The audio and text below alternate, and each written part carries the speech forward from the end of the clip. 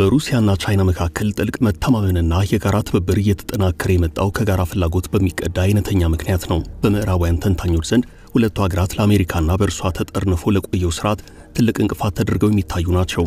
ሞስኮና ቤጂንግ ለረጅም ጊዜያት አሜሪካንንና ስርዓቷን መገዳደር ማዳከም ብሎም ማዋረድን ያለ ማካሄድ ሲከተሉ መቆየታቸው የጥምረታቸው ዋነኛ ምክንያት ነው። ሞስኮና ቤጂንግ ለረጅም ጊዜያት አሜሪካንንና ስርዓቷን መገዳደር ማዳከምና ማዋረድን ያለ ማካሄድ ሲከተሉ መቆየታቸው የጥምረታቸው ዋነኛ ምክንያት እንደሆነ ይነገራል።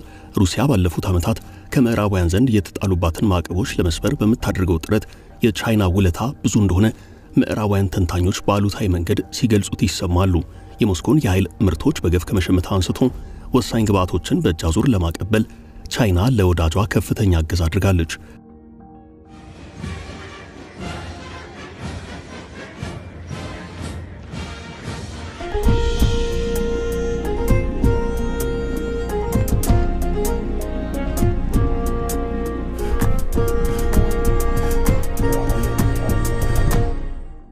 ፑቲን የሰው አልባ አውሮፕላን የምርት ሂደትን ለቻይናና ኢራን አሳልፈው በመስጠት በጦርነቱ ተጠቃሚ መሆናቸው ተያይዞ ሲገለጽ ይሰማል። በብዙ መስፈርቶች ከቻይና ይልቅ ሩሲያ በግንኙነቱ ዋነኛ ተጠቃሚ መሆኗንና ሞስኮ የቤጂንግ ተደጓሚ ተደርጋ ስትገለጽ መቆየቷም የሚታወቅ ነው።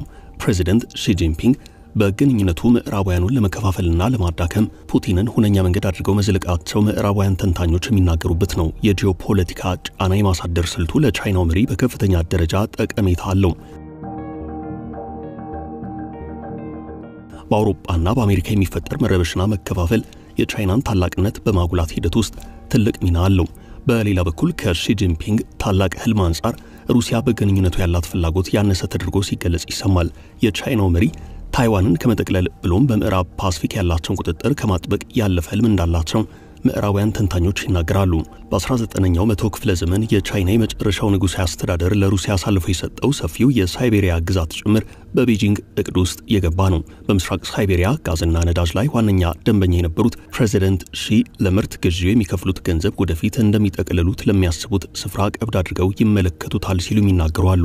ፑቲንና ሺ ከዚህ ቀደም ከ40 ጊዜያት በላይ የተገናኙ ቢሆኑም ሰሞንኛው ግንኙነታቸው እጅግ በጣም ተምሳሌታዊ ነው። የሁለቱ ሀገራት መቀራረብ መጨመር የጋራ ጠላት በሆነው ምዕራቡ ዓለም ላይ ያላቸውን ቁርጠኝነት የሚያሳይ ነው። በጣም ኃይለኛና ግልጽ መልእክት ያለው ነው ሲሉ በሩሲያ በዲፕሎማትነት ያገለግሉ ፒዮር አንድሪው የተሰኙ ግለሰብ ተናግረዋል። ለ3 ቀናት በስትራቴጂያዊ ጉዳዮች ላይ በክሬምሊን ሲደረግ የቆየው ሚስጥራዊ ምክክር በሞስኮ ጎዳናዎች ላይ በተከናወነው ያማረ ወታደራዊ ሰልፍ እንዲደምቅ ሆኗል። ክሬምሊን ከፕሬዚደንት ሺ ጉብኝት ቀደም ብሎ ባወጣው መግለጫ የሁለቱ ሀገራት መሪዎች የሩሲያና ቻይናን ግንኙነት ይበልጥ ለማሳደግ ያለመ ሰፊ ምክክር ማድረጋቸውን አስታውሷል።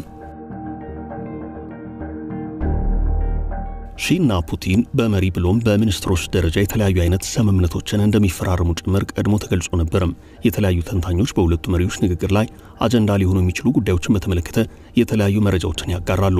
በምክክሩ የዩክሬን ወቅታዊ ጉዳይ ቀዳሚ አጀንዳ መሆኑ ግልጽ ሆኗል።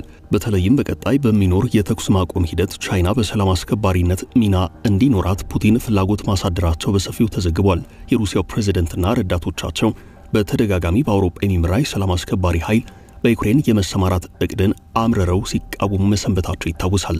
ምክትል የውጭ ጉዳይ ሚኒስትሩ አሌክሳንደር ጉሪሼንኮ እቅዱን ፈጽሞ አላስፈላጊና ግራ የገባው ሲሉ አጣጥለውታል። ከዛ አንጻር በቻይና የሚመራ የሰላም አስከባሪ ስምሪትን ሩሲያ ልትፈልግ ትችላለች የሚል ግምት አለ።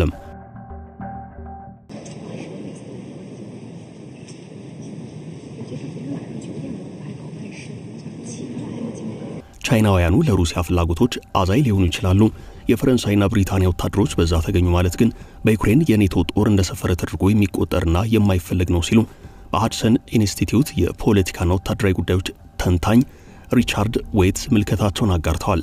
አንድ ሌላ የትንተና ባለሙያ ደግሞ ቻይና በሰላም ያላትን ቁርጠኝነት ለማሳየት ስትል በሰላም ማስከበር ሂደት የመሳተፍ ፍላጎት ሊኖራት ይችላል ብለዋል። ከቻይና በኩል ለእንደዚህ አይነቱ ነገር ፍላጎት እንደሌለ ቢገለጽም ብዙዎቹ ምዕራባውያን ተንታኞች ጥያቄው ከቀረበላት አይኗን አታሽም ይላሉ።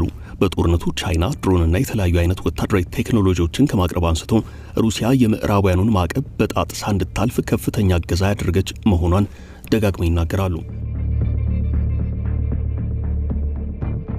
ቤጂንግ ዜጎቿ በጦርነቱ ሳቢያ ከሩሲያ ጎን ተሰልፈው ሲዋጉ ዝምታ መርጣለች የሚል ስሞታ ይነሳባታል። ይህ ስሞታ በዋነኝነት የሚቀርበው ከዩክሬን ዘንድ ነው።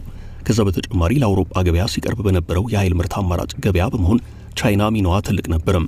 በሌላ በኩል ሳይቤሪያ 2 የሚሰኘው የሩሲያ የተፈጥሮ ጋዝም በሞንጎሊያ በኩል ወደ ቻይና የሚያጓጉዘው ቧንቧ በሁለቱ መሪዎች ንግግር ላይ ዳግም አጀንዳ መሆኑ አይቀሬ ነው ተብሎ ነበርም።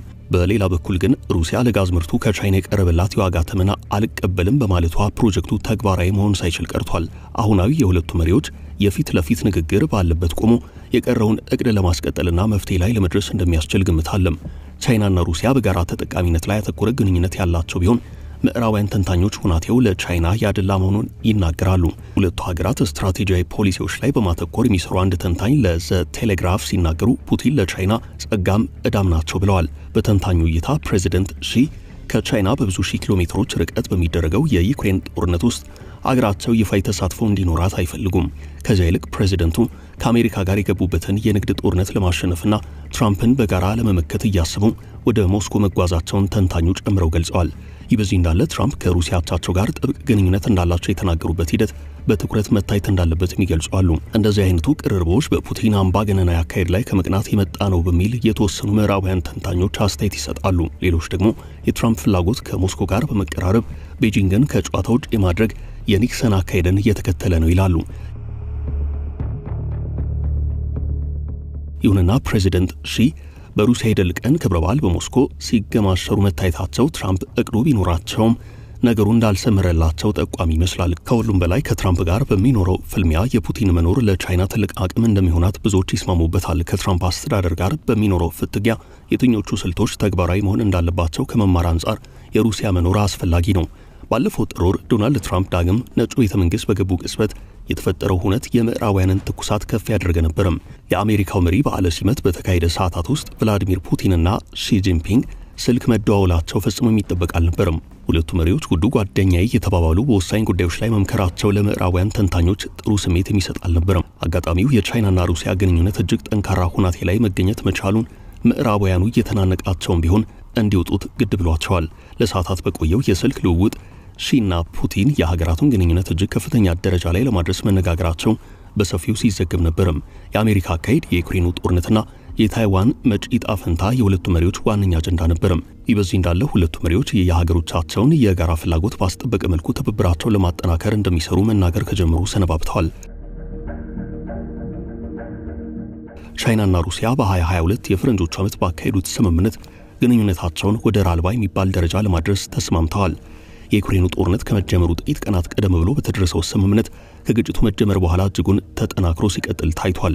ሁለቱ ሀገራት የጋራ ወታደራዊ ልምምድ ከማድረግ አንስቶ የእርስ በርስ የንግድ ልውውጣቸውን በታሪክ ከፍተኛ ደረጃ ላይ ያደረሱበት ስኬት ተመዝግበዋል።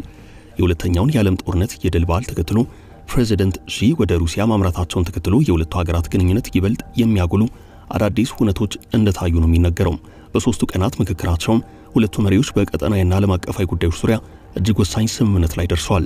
በሌላ በኩል በሩሲያና ሰሜን ኮሪያ መካከል እጅጉን ስር የሰደደው ግንኙነት የሺን ትኩረት ሊሰርቅ መቻሉ አይቀሬ እንደሆነም ይናገራሉ።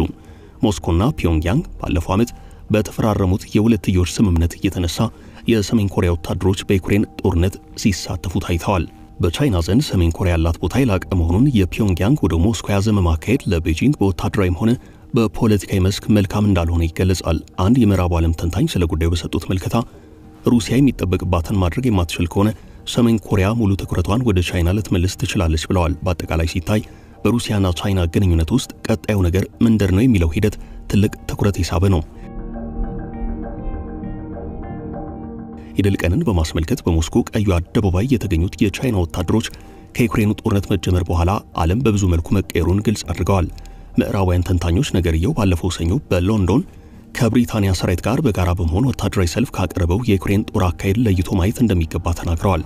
የሞስኮ የድል ቀን አከባበር በስፍራው ከነበሩ የክብር እንግዶች ማንነት ጋር ተዳምሮ በሩሲያና ቻይና ጥምረት አዲስ የዓለም ስርዓት ሊከሰት መቃረቡን አመላካች ነው የሚሉ አሉ። አንድ የምዕራብ ዓለም ተንታኝ ስለ ሁናቴው ሲያስረዱ ፑቲን ምዕራብ ዓለም እንዳበቃለት የተረዱ ሲሆን ላለፉት ረጅም ዓመታት ተዘርግቶ የቆየውን የዓለም ስርዓት መስበር ፈልገዋል። ፕሬዚደንት ሺ በምዕራባውያን ቦታ የመተካት ፍላጎት አሳድረዋል ብለዋል።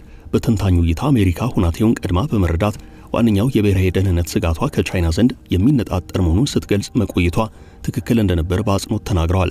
በዩክሬን ጉዳይ የሩሲያን ሸክም ለማቅለል የሚደረገው የቻይና ጥረት ለዘመን ተሻጋሪው እቅድ ኃይል ለማሰባሰብና ጉልበት ለመቆጠብ እንደሆነም ታምኖበታል።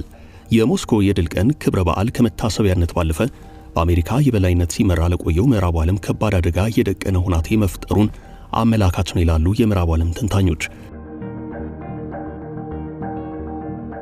ፕሬዚደንት ሺ ጂንፒንግ የጥንት ወዳጅ ሲሉ በአድናቆት ለሚጠሯቸው ፑቲን የትኛውንም ፈተና በጋራ ለማለፍ እንደሚችሉ ማስተማመኛ ሰጥተዋቸዋል። በዚህ ዓለም አቀፍ የአንድ አካል የበላይነትና ሌላው ለመቆጣጠር የመሞከር ጠባይ ውስጥ ቻይና ከሩሲያ ጋር በጋራ የምትሰራ ይሆናል ሲሉ አሜሪካንን በጋራ ማሸነፋቸው አይቀሬ እንደሆነ ተናግረዋል።